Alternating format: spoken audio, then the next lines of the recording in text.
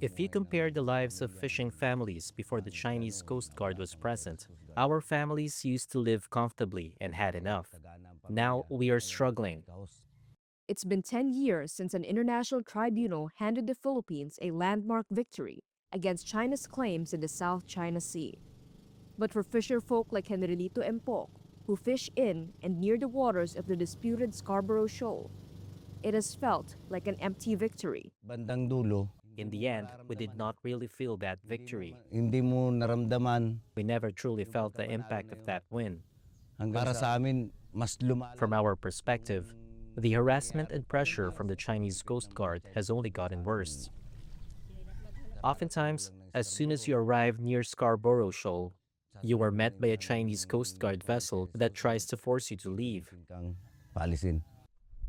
The Scarborough Shoal has been a traditional fishing ground for several countries, not just China or the Philippines.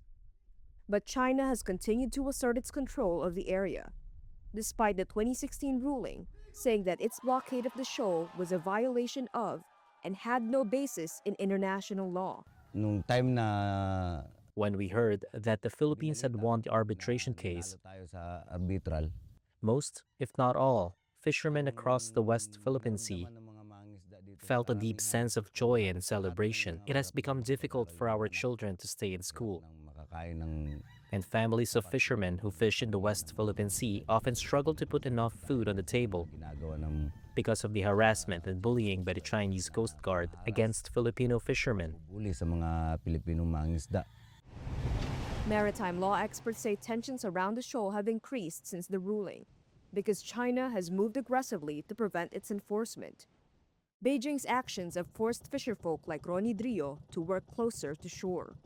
Hindi ko nararamdaman ang pagkapanalo niyan kasi. I do not feel that victory because, until now, we are still not free to go to Scarborough Shoal. Mangingisdang Pilipino. That is why it is painful for us Filipino fishermen. We cannot go there with a peace of mind and a sense of security.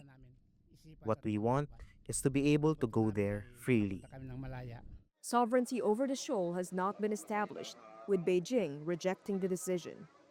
A decade after the ruling, many Filipino fishermen say its promise has yet to reach the waters where they earn their living.